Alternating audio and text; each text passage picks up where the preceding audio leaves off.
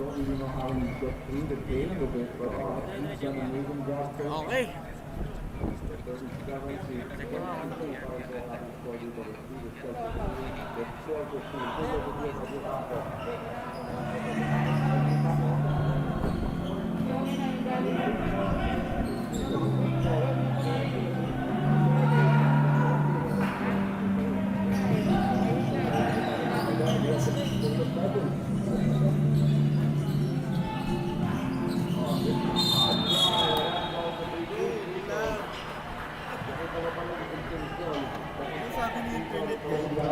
Papunta na daw siya dito.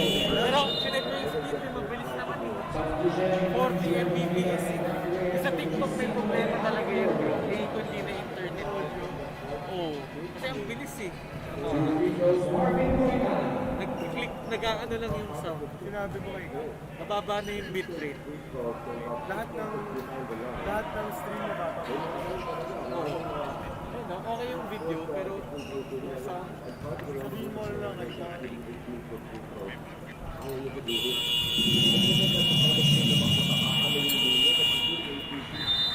Facebook.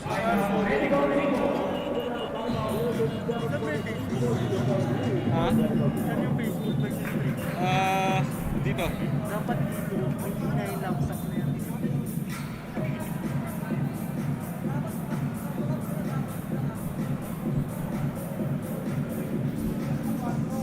Half life na ba?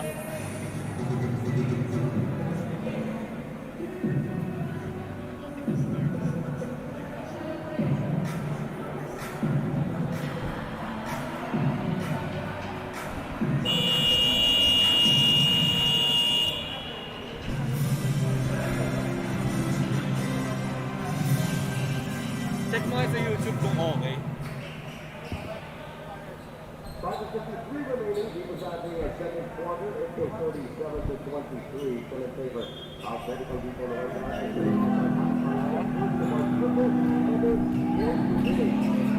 It will be like this until around the second week of November.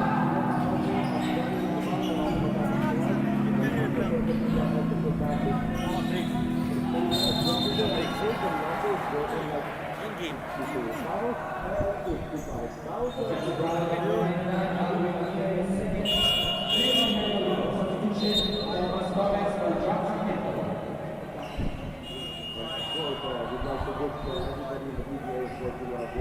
Kasi bro, ilan, dalawa lang yung isa, stop, isa. Nakakabahan ako eh, ito yung pinaka-important. Wala yung sound. Wala yung audio, man. Oo, wala yung audio. Ang hina. Oo, wala. Mahina yung audio. Kailangan i-max para marinig mo. Pa naman din eh. Pina-check ko sa station engineer sa amin yung stability ng signal ng smart sa area. Check niya, nagkakaroon ng fluctuation. Ang reason daw sir is since marami pang empleyado sa area, marami gumagamit. Ang stable daw siya ng 550. Nakauwi yung mga empleyado. Pero sir, okay naman tayo eh. Nagagaan lang. Biglang gaganon lang daw sir. Gusto kasi nagkasabay-sabay na gumamit sa mga empleyado. Pero sir, expect nyo, pagkapangan nyo lang.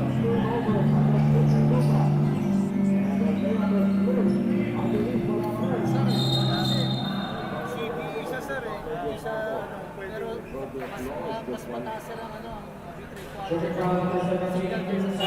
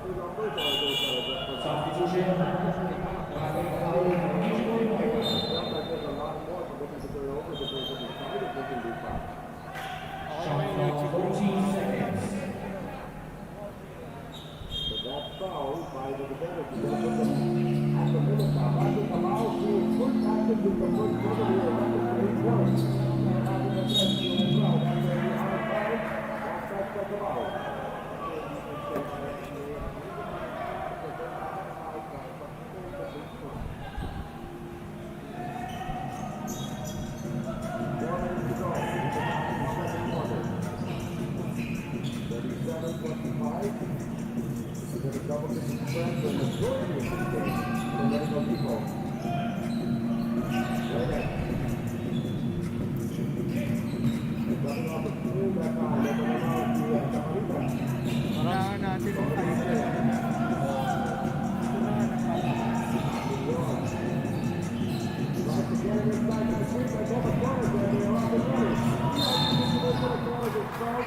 Ito na ang Nag-screen record ako eh, send ko kaya. Number 24, Andre Armenian, team that is second personal. 2 shots for Carlos Gomez.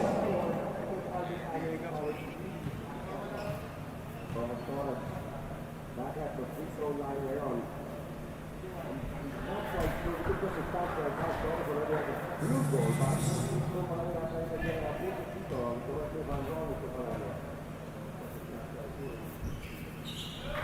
Second four from the line.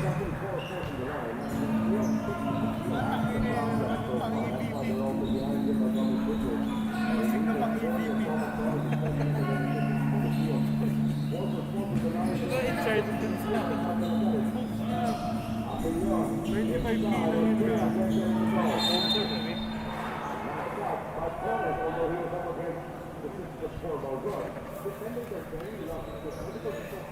Fourteen seconds in the shot clock.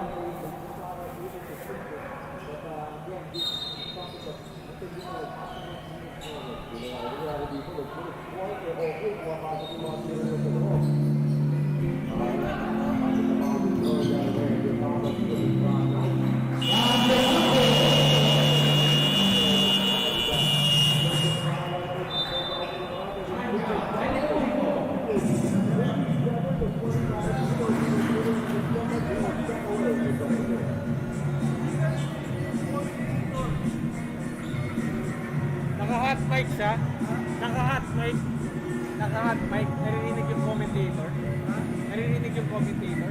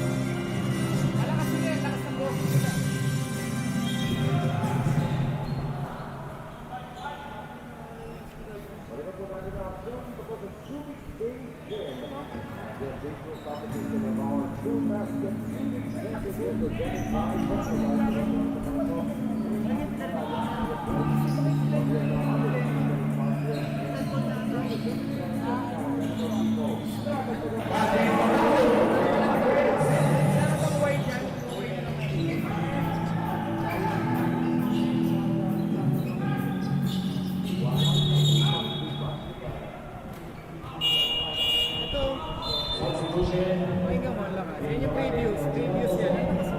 Bumababa nga kami. Mga Max ski. Binababa nga namin dahil pumuputok sa sobrang lakas eh. Mahina siya pre. May inas na. Kasi pre minamax mo eh. Ha?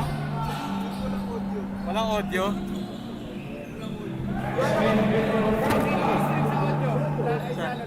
mo ba nakamit na? Nakabala ka kasi. Hindi mo ba nakamit na sa gilid? Saan?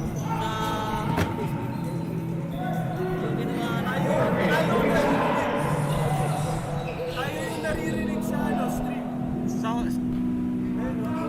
Naririnig tayo sa stream. 2 minutes.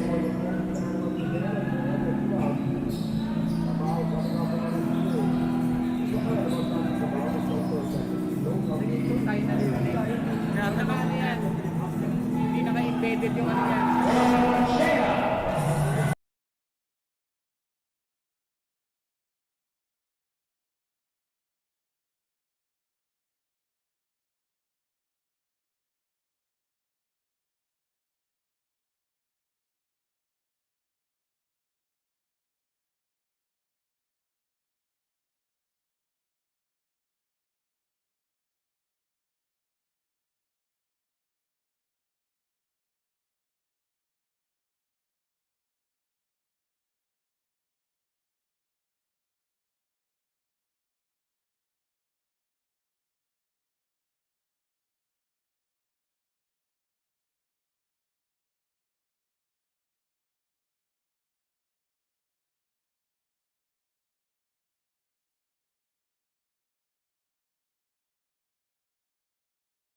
At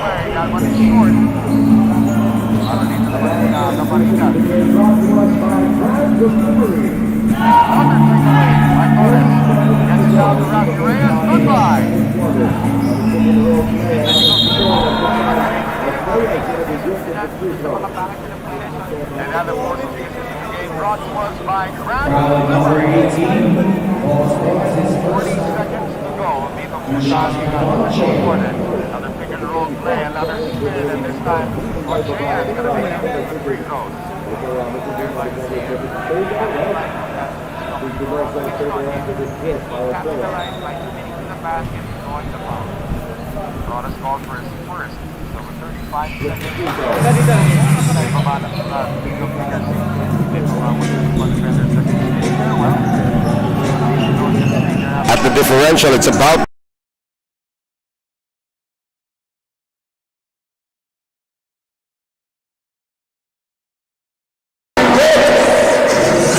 did go for the 2-for-1, but Rafi Reyes making a big shot there for his team, but apparently they will have the chance to do so after that careless dribbling violation. Well, Almignon was thinking past and saw an open lane, continue this dribble.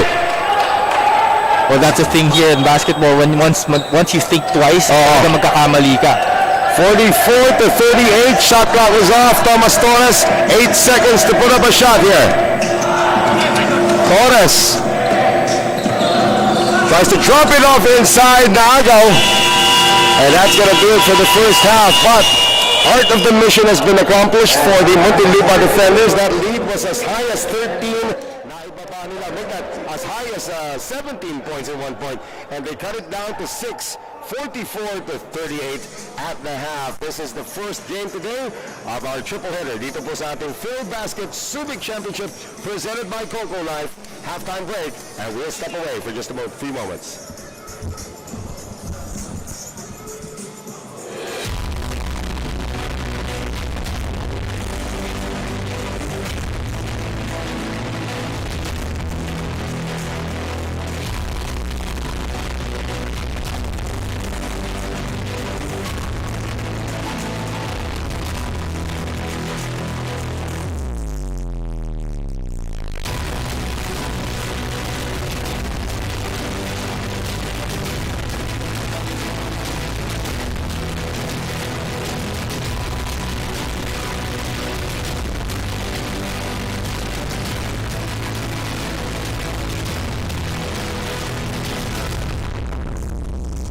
Second quarter lang.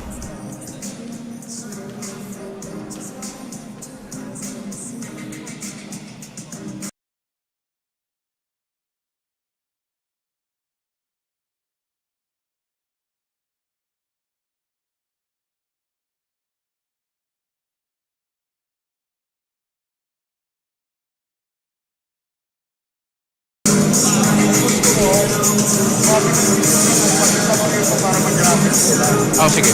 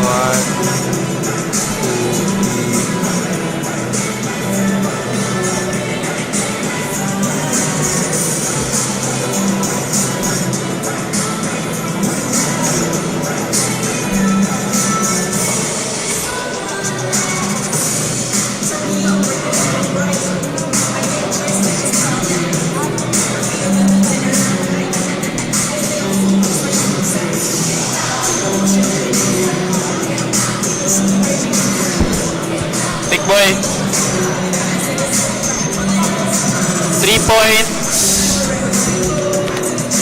3 points. Free throw. Rebound. Tama ba ako?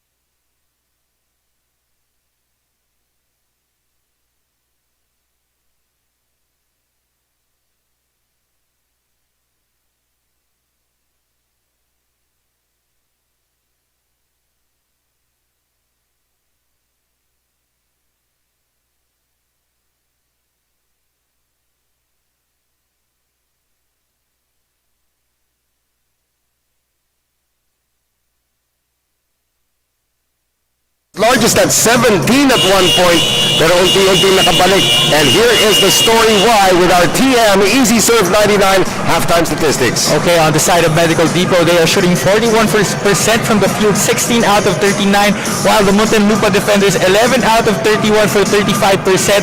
Free throws, ang laki ng disparity natin, 13 out of 17 for the defenders, and on the side of the white shirts, 7 out of 9, while Medical Depot lording it over on the rebounding department, 28 to 16, and bench points rin, lamang din sila, 24 to 10. Kaya po malaki lamang nila kanina, but again, the free throw disparity, as Javi pointed out, is one of the reasons why nakabalik sila dito sa ating ball game. And of course, we are going to take a look at the stats of the individual stats dito. Patrick Cabajo got 8 of those 10 points in the first quarter. Yeah, that's right. Patrick Cabajo, again, aging like fine wine. This is the third time I'm saying this coverage, but he is really exhibiting, parang walang kakupas-kupas ika nga, but Luis Cinco and Rafi Reyes leading the charge for the Muntinlupa defenders on the other end. The one name that we're missing right now for the side of the Muntinlupa defenders is Thomas Torres, who has only made 4 free throws so far, 0 out of 6 so far from the field. Let's see if that thing changes sa ating second half. Of course, those individual scores brought to us by Grab Delivery.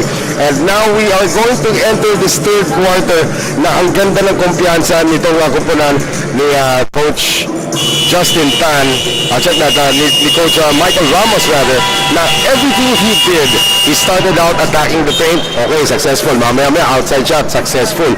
To a certain point, okay na yung tema niya, tapos biglang inunti-unti siya ng Muntinlupa. Yeah, that's right. And in the second quarter, they forced Muntinlupa to shoot only 37% from the field while they shot 47.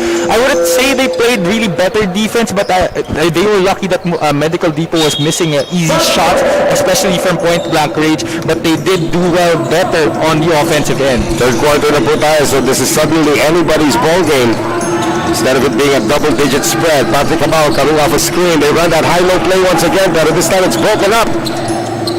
Torres into the front court. Corintana, kanina pa atake ng atake. There's Melenchina pushing it up. Fast break around para sa Medical Depot. And one thing also working against both teams is they've been in the penalty situation in both quarters. Yeah, and we have barely 30 seconds into this second half, and another foul has been called on Thomas Torres. So heading to the free throw line naman ngayon for Medical Depot, ito si Mojica, Edgy Boy Mojica. Yes, Edgy Boy Mojica, also from the Adamson Falcons. This guy can also score the basketball. He's a very talented wing. At binati ni Javi pala niya.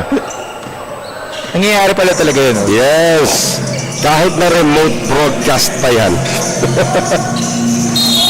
Which is not the case here, of course. Going to be a hand check called on Mojica. Kasi we are broadcasting from the venue, and this is the nice thing about having broadcasters in the bubble. Nararamdaman natin yung action dito. Yeah, and we can also hear the things that the players say. Right. Here's Dio Campo. They get it inside now to Rafi Reyes. 5 seconds on the shot clock now for Muntinlupa. Pick and roll read very well. And this will be possession going to Medical Depot. Fast break layup ngayon para dito kay Melencio, not there. Pambawing fast break naman led by Torres. Here's Reyes on the hang time. Denied. And it will stay with Muntinlupa, but heads up defense naman galing dito kay Camacho. Simon Camacho is very used to doing this. Yan talaga isa sa mga hitman ng Adamson Falcons on his time there. And we'd like to thank our friends from Coco Life, our official partner here in Filbasket Subic Bay Championship. And Corintana starting to get his rhythm dito, ha? Yeah, that's right. And he started at center, but we can see that he likes to attack from the outside, and he now exhibited his perimeter talent. That's gotta be the 10,000th high-low we've seen here today. That is bread and butter of Medical Depot right here. Siyempre, they have the height advantage, and they will expose it again and again. Torres, finally, his first field goal of the game is a three-pointer. Look for Thomas Torres to be more aggressive compared to the first half. He is the main man for the Muntinlupa defenders, and if he doesn't stay hot, and if he doesn't get hot, Muntinlupa will have a hard time winning. You have to remember last night, John Wilson was a non-factor in the first half for the Davao Tigers and ended up being the leading scorer. Fast break again. This is just a great pass by Torres, but it was not completed that time by Caparada, or Caparado rather. Almost saved the ball to us. Okay lang, insured naman lang. Ay, yung laptop mo ba insured? Oh, insured naman yan.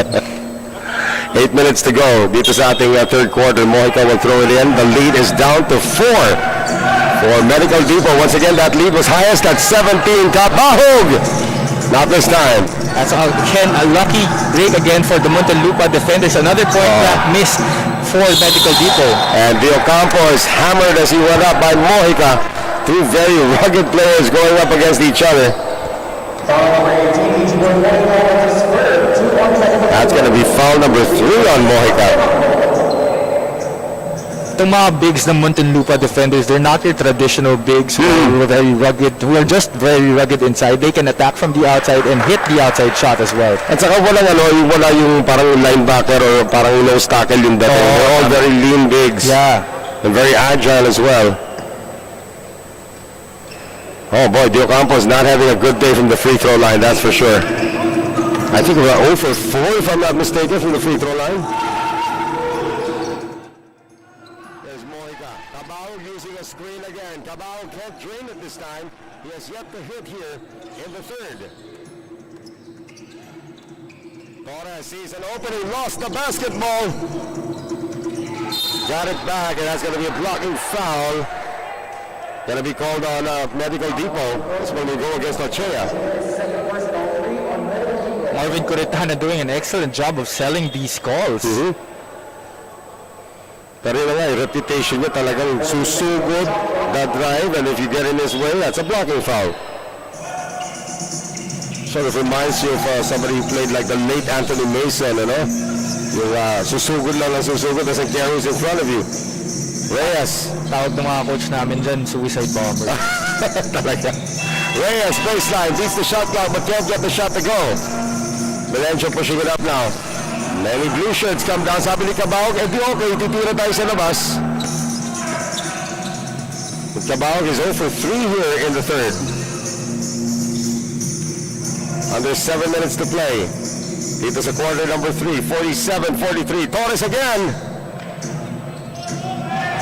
Thomas Torres yet to get his rhythm here. But at least nakashoot na ng field goal. Melencio.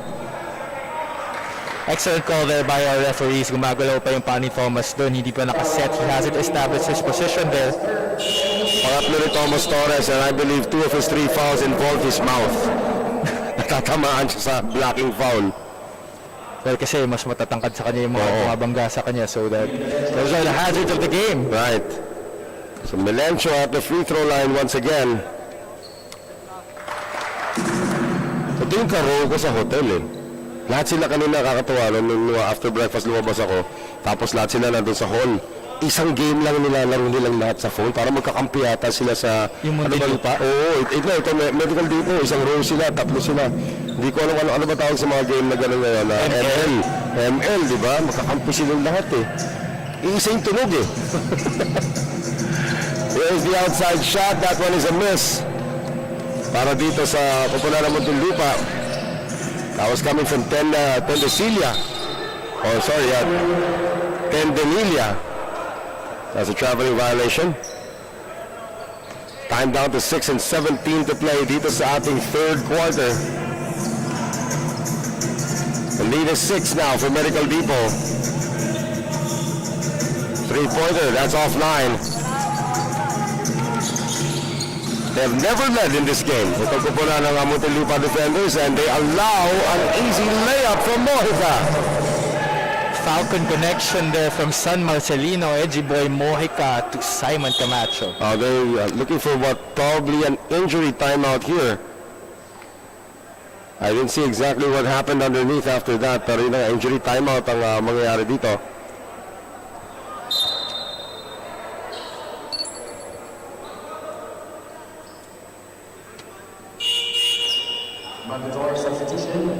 Yeah, there's going to be a mandatory substitution. This guy isn't moving. Let's see who it is. That's on the side of the Muntinlupa defenders. That's Norjan Tendenilia, it appears. He can't even put weight on it. On both feet. apparently. Wow, I've never seen a guy dragged off the court like that. Now he's trying to walk on his own power. Pero obvious limp there on the right foot. We're gonna see what happened in just a few moments, of course. Well, let's hope it's just cramps. Maganda na yung lakad niya kanina talaga. Hindi siya makakilos eh. I've never seen somebody lifted off the court that way because of cramps though. Reyes, pick and roll action. De Ocampo met at the door. Good job by Camacho there by holding his ground and just putting his hands up, making it hard for De Ocampo to make that shot. John Sarmiento will be called for the foul.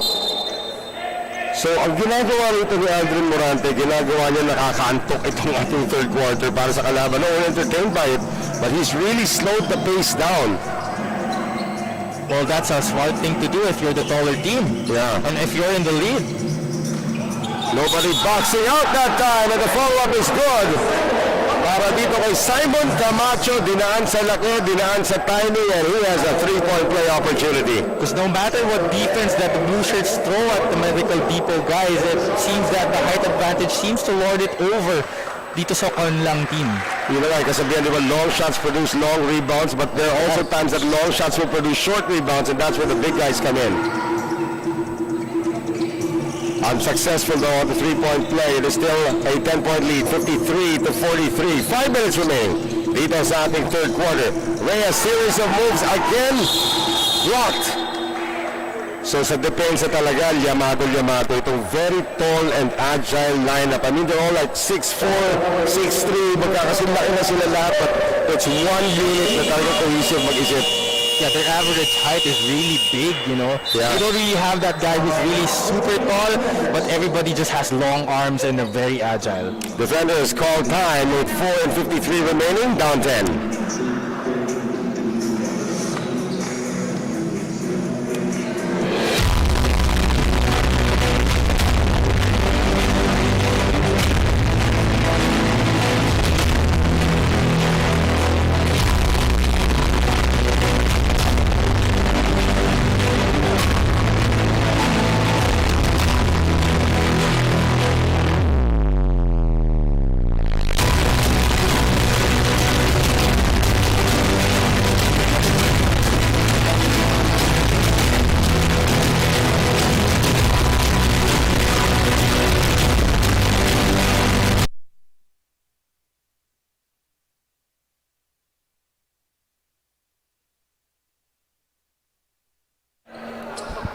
Back with us here at the Subic Gym, it is a 10-point lead para sa Medical Depot, 53-43. Noel Zarates still alongside Javi Palanya. Get ready, of course, for our second game. 7A Primus will have the first of their back-to-backs as they go up against FSD Makati Army sa ating second game. And a foul called sa drive dito. That's one thing now that Muntinlupa is trying to do, is trying to open the outside avenues by taking it strong. Yeah, that's right. And also trying to make a conscious effort to get fouls from the Medical Depot bigs para maubusan sila. So 2 free throws naman ang ibibigay dito kay Junard Caparida.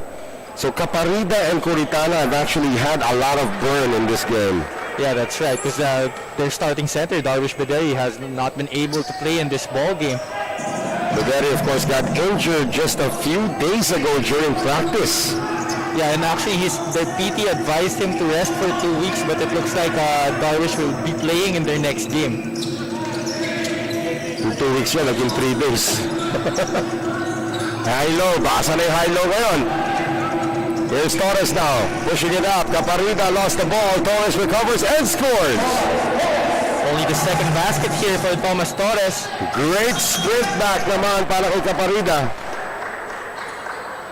That's what you like from your players na talaga. You may not get the steal, but at least you stop the fast break.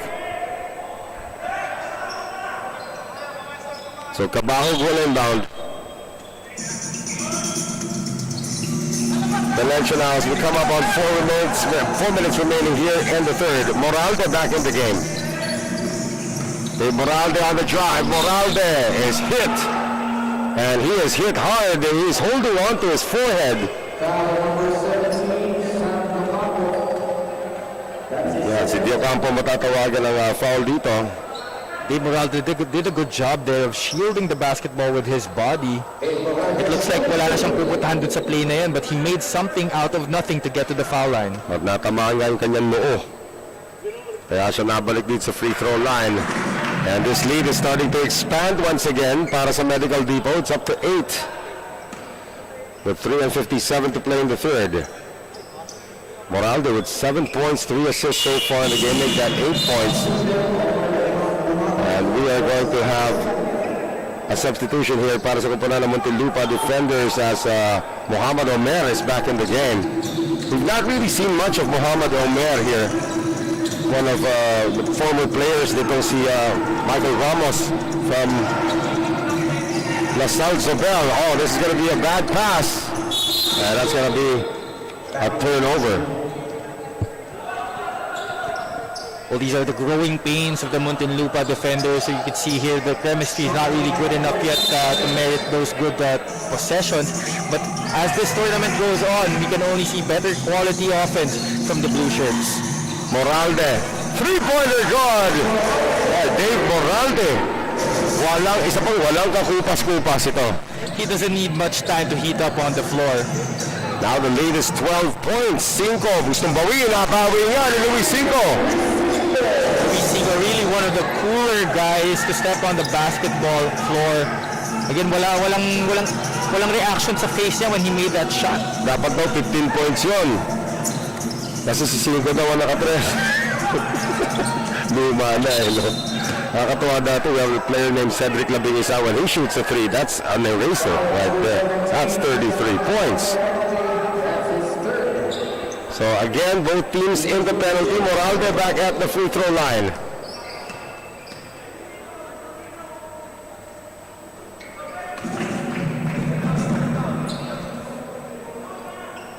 Lead up to 10 once again. Javi, go ahead. Well, Moraldo not really having much burn here in this ball game, but he is already up to 12 points here. Let's see if he can spike it up to 13. Ano magandang mga bench performers talaga. They come in and then they do their job. Sometimes you don't know. Like the other day, Boban Marjanovic played 9 minutes and had 11 points. Ganun kabilis yun. Pinagdang kaya yung kay Boban the other day. Well, those quality bench players are really gold. They're hard to find. Oo. There's Omer. They move it around now once again. Cinco escapes everybody but missed the layup. There's Melencio now. Over to Camacho. Wala ng dribble. And that's probably a case of the point guard giving it up too early naman. Well, as the point guard, you have to know the strengths and weaknesses of each of your teammates. You have to know kung saan mo ibibigay yung bola, kung maaga ba or late or towards the basket na ba. Abahong momentarily open. That's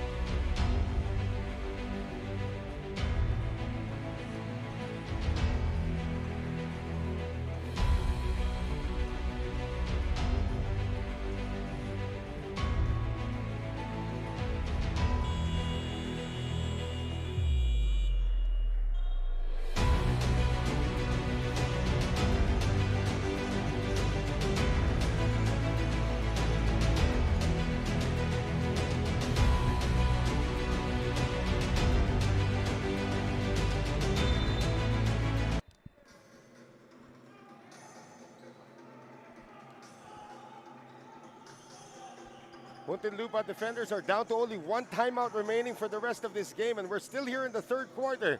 They are down by 21, and they need to respond now. Cinco, they get it inside. Good defense once again by Medical Depot, and they get the ball back. At sabi ni Melencio, relax boys, lamang tayo ng 21.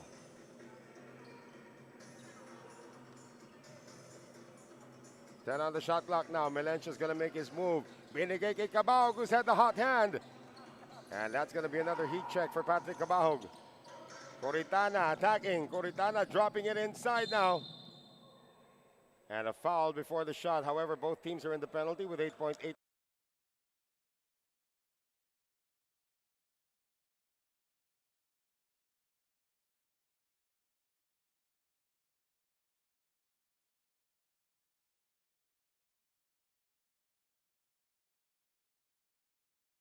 Patrick Cabahog is actually not really happy with the result of his last shot. But again, Cabahog is very high standard sa kanyang shooting. Oh, definitely a perfectionist in his own right.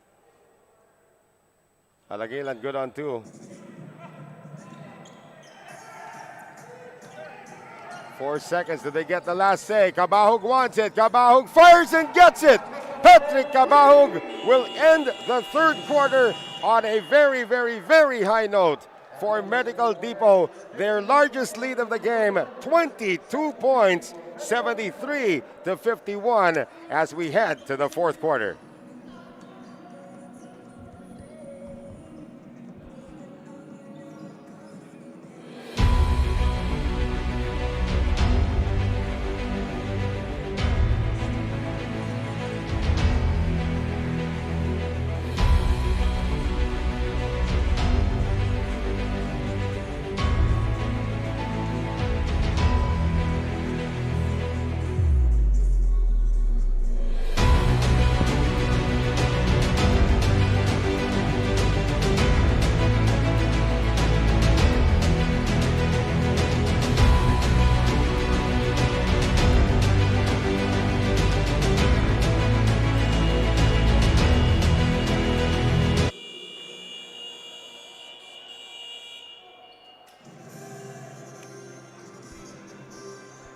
Start of quarter number 4, and the question is for the Muntinlupa defenders, do they have enough mustard on their hot dog to try to make a rally here? Down by 22, Patrick Cabahog has been waxing hot, and he is still on the floor here for Medical Depot as we enter the fourth quarter of game number 1 today of their Filbasket Subic Championship presented by Coco Life Noel Zarate with Javi Palanya. Yeah, that third quarter was just all Medical Depot right there. Quarter scoring 29-13 in that third quarter compared to the 22-22 disparity in our second quarter. At makita naman natin dito yung pati yung depensa nila umiigting na rin. 3 on the shot clock, and that's gonna be a hand check foul with like a second remaining on the shot clock. May tatawag kay Cabahog. I think if there are some things that Medical Depot have to improve in this ball game, it is this giving up useless fouls, those missing those point-blank shots, and that will be something that they will improve on moving forward. They called a foul on Villafranca. That's a great pick set there. Here's Dio Campo, and another foul. Nako, this is one way that Muntinlupa can come back if itong kupunan ng Medical Depot gets into early foul trouble. That's right. We are only under 30 seconds into this fourth and final frame, and 2 fouls already given up here by the white shirts. So here's Capariga. Jumper is good para dito kay Rafi Reyes. Well, now it's the fourth quarter. Expect the veterans to come to play, just like what we saw yesterday with the Davao Occidental Tigers. Another turnover, Sarmiento with the steal. Thomas Torres ngayon, iiwan. Sarmiento gets it. Can't score though. Big miss there by Sarmiento. Nasa ilalim, walang bantay. Pero minsan yung pa yung mamadaliin mo eh. Yung walang bantay. You might think that somebody's coming from behind to block your shot. Moralde changes the play with 8 seconds to shoot. Moralde from 15.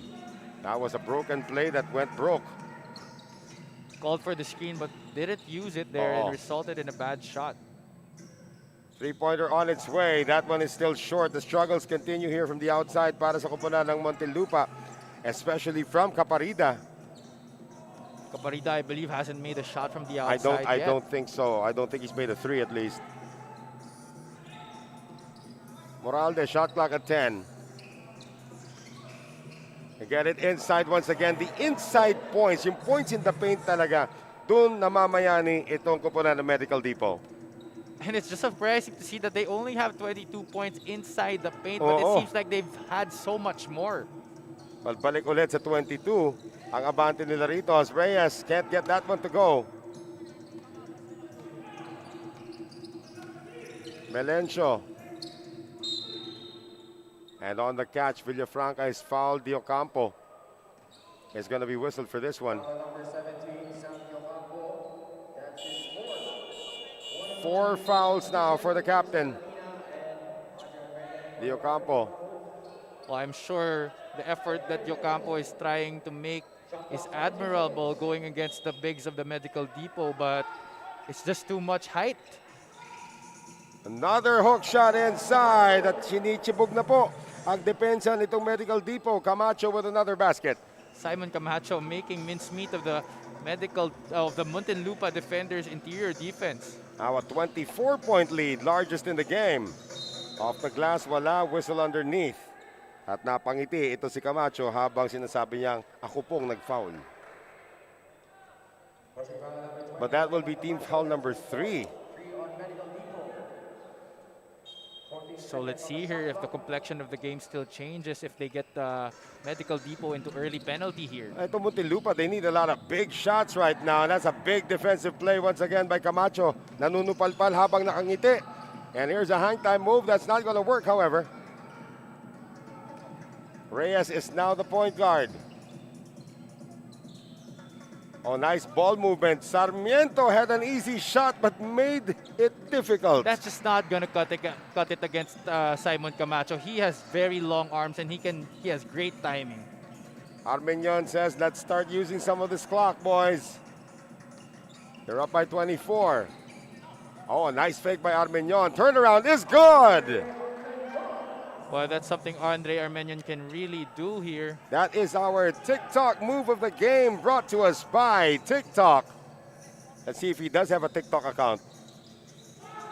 Reyes, maalat pa rin ang shooting dito. Torres has 1-3 already. On the penetration, quick release. Torres now in double figures with 11. So that is just a second basket from the field from Thomas Torres. Third one actually. He had a layup also kanina. So ito ngayon si Moralde. Pick being provided upstairs. Villafranca, Moralde off the glass 3. Kung pumasok yun, mag-uwian na tayo, di ba? Torres, change direction. That's gonna be a foul called on Albina. As we thank our friends from Coco Life, our official partner here in the Filbasket Subic Championship. And it looks like Camacho's day is over sa pagpasok dito ni Don.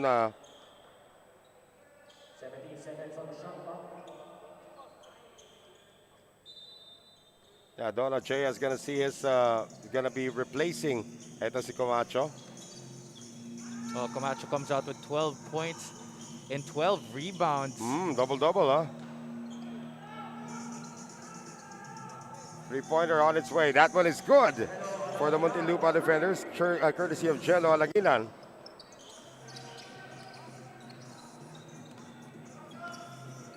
But hardly a dent in this massive lead. It is 21 para dito sa Medical Depot. Armenian took all sorts of contact and still made the shot. Andre Armenian spent 2 years with the Ateneo Glory B team before he moved over to the UE Red Warriors side. Well, he is responsible now for upping this lead to 23. Torres again favoring his face. And now he's gonna be fouled. Kanina pa humingi ng foul yan si Torres. And but the thing is with Thomas Torres, why is it always his face, his mouth, di ba? That's gonna be 4 team fouls or make that. Is it 5 team fouls already? Yes, they are 5 already team fouls. in the penalty. Well, at least So it's at the 4:55 mark, right? Yeah, so just 5 seconds off the 5-minute mark. They are now in the penalty. Medical Depot is. Well, again, there is a lot of time remaining, and we've seen a lot of leads disappear. But can Muntinlupa actually make this kind of a rally? That's going to be the first miss of Torres at the free throw line. Not a good time for it to come. Hey, you go back to that stretch in that third quarter na talagang ginawang slow-paced yung laro dito nitong koponan ng Medical Depot. And then it suddenly sumabog ulit sila. Exactly, that's where it really all changed there. They really put on the clamps, especially on the defensive end. Ochea now providing the pick for Armenion. Armenion. 3-pointers sa gilid. That's not going to work. Albina, who has actually 3 3-pointers across his name. Here's Reyes, lost the ball. Rafi Reyes had 2 teammates ahead of him, but opting to go straight to the basket, resulting in a turnover. A lot of things to be discussed during their break for the Muntinlupa defenders.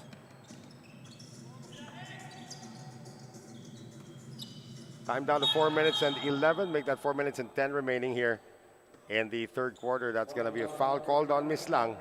Well, the referees, despite the other side having a big lead, not letting up in making those right calls. Right. Ganun naman talaga consistency ng ating mga officials since day 1. We are in day 2. Albina almost had his 4th 3. Oy, hindi nagkaamu yan that time. And Ochea can't make them pay. Sabi ni Miss Lang, tama natin ito. Ochea missing a lot of those in this ball game. That's something he's used to making, pero it's not in his nature to miss a lot of those easy ones. We'd like to thank our friends from the Subic Bay Metropolitan Authority for their incredible assistance dito sa ating Filbasket Subic Championship. As the 3-pointer drops, it is down to a 20-point lead, but the foul by Rafi Reyes will now send Armenion to the free throw line.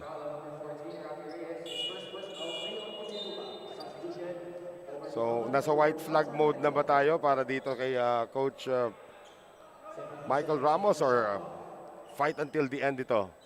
Well, the moment he pulls out his main guys, I think that we get safe to say that he's waving the white flag. They're still in there. Reyes now joined by Mohamed Omer. And Ochea lost the ball. So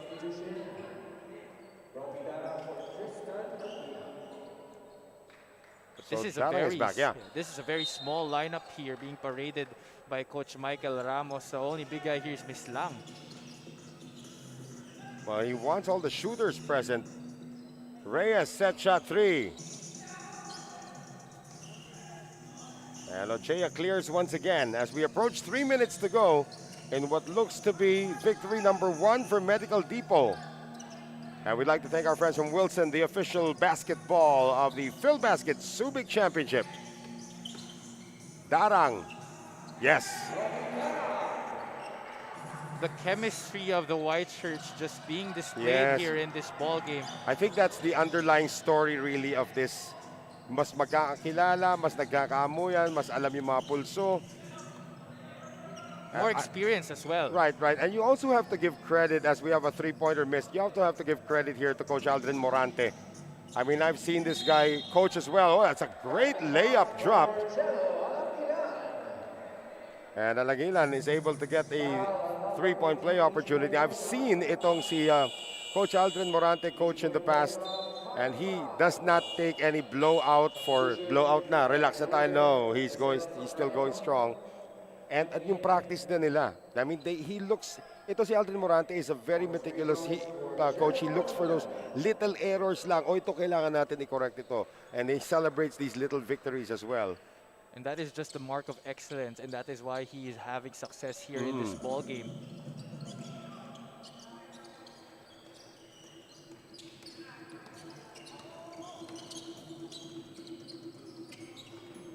Almost a turnover here. Darang once again, now the shot clock at 9. And he lost the ball. As the lob pass, miss lang. Akala ko dadunk eh. Lob pass ang binigay. So, akala mo, trail job as we have our last 2 minutes. In this one, 83-66.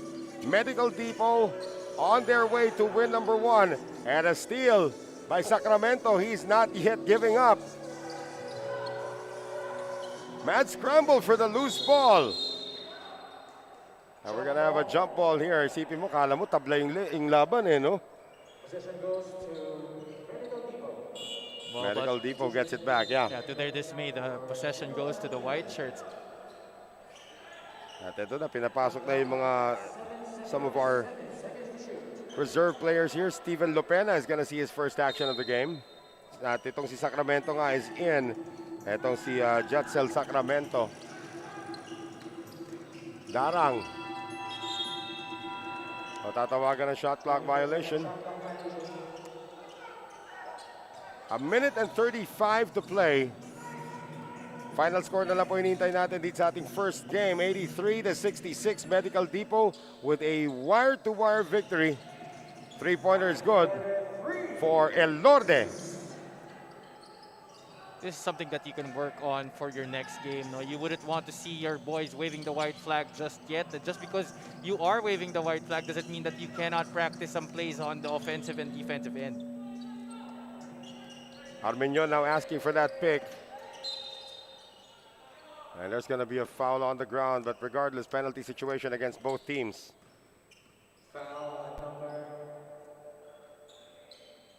13, si Muhammad Omera matatawagan dito ng foul.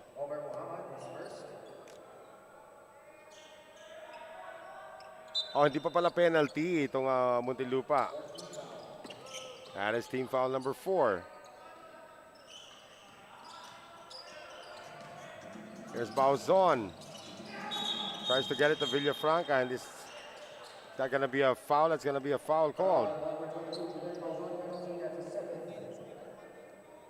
So again, final score na lang po hinihintay natin in this one, and you're absolutely right about ano kung ginamit dito ng Medical Depot. It was the familiarity really with each other na this is a team. Itong Medical Depot, this is a team that could pull off a few upsets here. Oh, definitely, and they may be unknown. A lot of them may be unknown players, but they have the veteran players to mix it up with the better teams here in our Filbasket tournament. And they played as a unit. Naalala ko before yung everybody in the 1999 NCAA, everybody was saying Jose Rizal College, they're too small, they're never gonna make it, diba? I mean, yeah, they do have a few good scorers there, but you know, height is might in basketball. Lo and behold, diba? They made it all the way to the finals against Letran that had a Kirby Raimundo in their lineup and almost snatched the victory there. Of course, led by San Juan Knights assistant coach Hernani Epondulan was in that lineup as well, as we have a foul called with 29 seconds to go. That's why in basketball, no matter who you face, no matter the opposition, you have to prepare well and play your best because ika nga, di ba, bilog ang bola. I think in that season in 1999, it was, I think JRU actually had a winning streak, and Letran was like number 7 overall. Nahabol na sila pa yung nakadahali yata ng winning streak ng JRC and made it all the way to the finals in a very emotional one. Of course, the win went to Coach Binky Fabius and the rest of the Letran Knights. But again, you give credit there where credit is due para sa Jose Rizal College. Then, yun na nga, makikita nga natin dito and making that point because of Medical Depot. Ginamit ng JRC nung time na yon is their familiarity with each other and their system. And it's very impressive. We lost count of how many high-low plays we've seen. At saka yung high-low play nila may timing at saka yung talagang hindi nila ginagamit all the time. Pero when they use it, it's a sure 2 points. Well, that's it. It's good recognition of their strengths. They know what to do. They know what not to do. And they know how to win this ball game. Well, this lead has been trimmed down to 15 habang nagkwekwentuhan tayo. But nevertheless, they're just going to dribble this one out. Muntinlupa is not even going to try to score here. Michael Ramos says that's enough. We will acknowledge the loss.